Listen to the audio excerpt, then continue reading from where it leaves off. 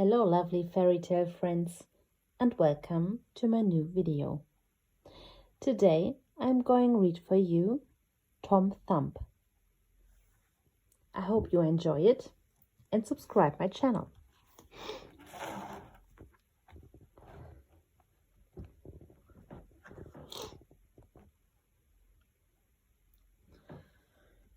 There was once an ordinary woodcutter and his wife who had an extraordinary son.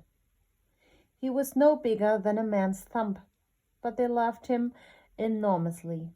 Because of his size, they named him Tom Thumb. "I've never seen anything like it," exclaimed the clown. "Was that a talking horse?" "It must be some magic trick," said the ringmaster. "Let's follow and find out." Tom Thumb drove on until he came to the spot where his father was working. "Here I am, father," he called. "I've brought you the cart, just as I promised." "Well done, Tom," said the woodcutter, holding out his hand next to the horse's ear. Watching from behind a bush, the circus men would scarcely believe their eyes as they watched the tiniest boy they'd ever seen hop onto the palm of the woodcutter's hand. "Did you see that?" asked the clown excitedly. "We'd make a fortune if we had that boy in our show." The ringmaster rubbed his hands together greedily. "Yes, people would pay big money to see a boy that small," he agreed. So the man strode over to the woodcutter. "Please allow us to introduce ourselves," began the ringmaster with a theatrical bow. "We are performers from the circus. We couldn't help noticing that you have an unusually small son. He'd fit perfectly in our act." "But I don't," began the woodcutter. "Just think," the clown interrupted him. "With us, he could become a big, huge star, travel the world, and see his name up in lights."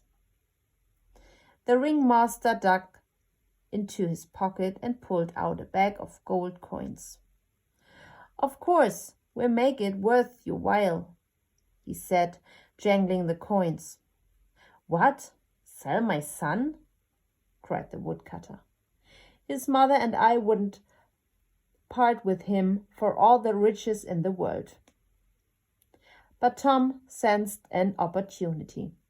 He climbed up his father's sleeve and whispered in his ear.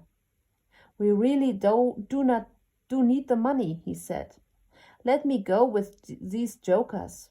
I'll be back home before you know it, I promise." The woodcutter couldn't help worrying about his son, but he knew he could take care of himself. So he took the bag of gold and said goodbye to Tom. With a satisfied smirk, the ringmaster put Tom on the brim of his top hat and they set off. They walked all afternoon with Tom jigging along on the ringmaster's head and whistling as he enjoyed the view. The light was starting to fade when they came to a crossroads. "Please may I get down for a moment?" Tom Thumb called. "I need to stretch my legs." "Very well," said the ringmaster, setting the boy down at the side of the road. "Thanks for the ride," Tom called merrily, and he darted straight down a mouse hole. "Hey, what do you think you're doing?" yelled the clown. "Come out there, you little rascal," shouted the ringmaster furiously.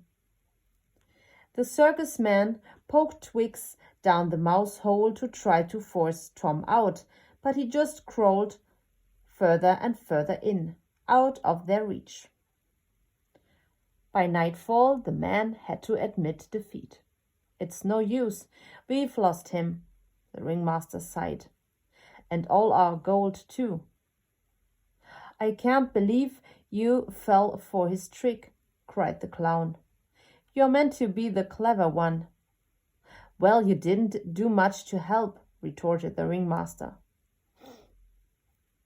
Tom listened to the two men bickering as they trudged home empty-handed.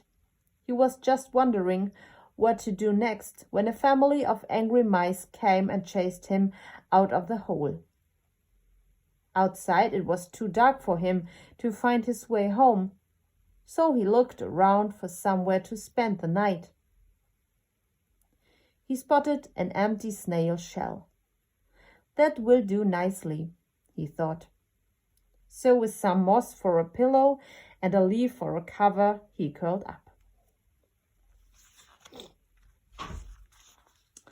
Inside the shell, he was just drifting off to sleep when he heard voices overhead. So he peered out to see who it was. A spotty youth, clutching a big, bulging sack, was talking to an older man. Who are we going to rob next, Dad? Asked the youth. There was a wealthy old priest who lives down to the road, his father replied. Let's try him. Tom was shocked. I can't let these two scoundrels rob a priest, he thought. So he got out of the snail shell and followed them. The robbers tiptoed around the priest's house, looking for a way to break in. The doors have got strong locks on them, and there are iron bars on all of the windows, muttered the youth. How are we going to get in?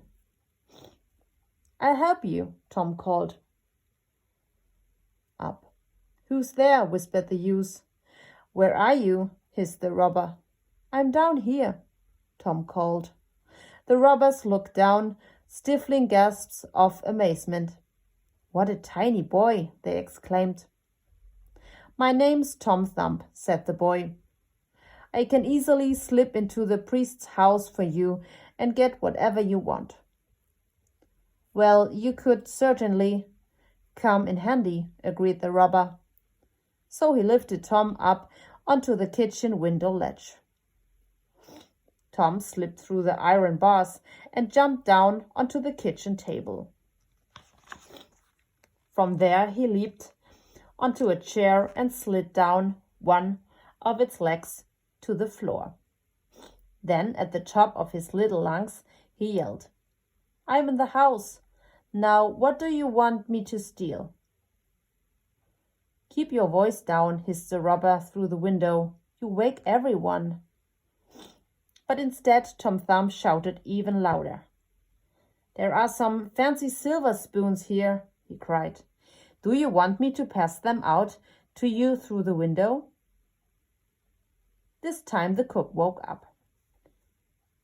She sprang out of her bed and rushed to the kitchen, grabbing a rolling pin to fight off the intruder. Run! Cried the robber, and he and his son escaped into the night. Tom hurriedly climbed back up the chair and onto the table, but the window was too high for him to reach. The cook looked around the room. Who's there? She called bravely. But she wasn't looking for a thumb-sized boy, so she didn't notice Tom, who quickly hid under a teacup. I must have been dreaming, she thought, and she went back to bed. Tom was so worn out from his adventures that he curled up under the teacup and fell fast asleep. When he woke up, it was morning. The cook was already up and busy in the kitchen. Tom crawled out from under the teacup and looked for a way to escape. But at that very moment, the kitchen cat looked up and spotted him. Thinking Tom was a mouse, the cat sprang onto a chair and swiped a paw at the boy. Just in time, Tom ducked out of its way and hurled himself off the side of the table. He had no choice but to run for the door. But he was only halfway across the room when a gigantic broom knocked him off his feet. The cook had started sweeping the floor. She swept Tom into a bucket full of scraps, which he carried to the yard and tipped out onto a heap of kitchen waste. Tom fought his way out from under a pile of potato peelings, only to find himself nose to nose with the scavenging wolf. It stared at him hungrily and bared its razor-sharp teeth. Before Tom could dive out of the way, the wolf snapped him up and swallowed him whole. Sitting in the pit of the wolf's stomach, Tom was surrounded by all sorts of disgusting things. The wolf had eaten. It gave him an idea. "Mr. Wolf," he called, "it's me, the little boy you just ate." "Be quiet," grumbled the wolf. "I'm trying to eat." "I'm rather hungry myself," said Tom, "but I don't fancy any of the food here in your stomach. I know a place where you can feast on steaks, cheese, and pies instead of scraps." The wolf's mouth began to water. "Where is this place?" it asked greedily. "I'll take you there," replied Tom. "Just follow my directions." He described the way back to his own house, and the wolf set off at a trot, driven by the thought of the delicious meal waiting at the other end. When they reached his house, Tom directed the wolf to the back door and into the larder of the kitchen. Just as he'd promised, the shelves were stacked with meats and cheese. A freshly baked pie was cooling on a rack, filling the room with the aroma of soft, buttery pastry. The wolf opened its jaws wide and was about to sink its teeth into the pie when Tom Thumb began to howl with all his might. "Stop that," growled the wolf. "The owners of the house will hear." But of course, that was exactly what Tom Thumb wanted. So he kept on yelling until his parents came running. When the woodcutter caught sight of the wolf, he grabbed his shotgun. "Stand back," he told his wife, and took aim. "Be careful, father," Tom shouted. "It's me, your son. The wolf has eaten me and I'm inside its stomach." The woodcutter carefully lowered his gun and the wolf tried to run past him. But thinking fast, Tom's mother seized a frying pan from the stove. She beat the wolf over the head and knocked it dead. The woodcutter took out his hunting knife and carefully sliced open the beast's belly.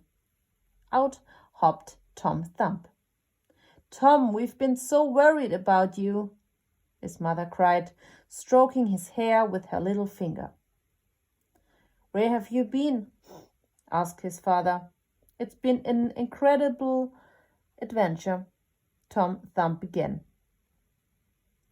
"I've been down a mouse hole, slept in a snail shell, foiled some robbers, been chased by a cat and a broom, and eaten by a greedy wolf. But I'm glad to be home, and I don't think I'll be going on any more adventures for a long while."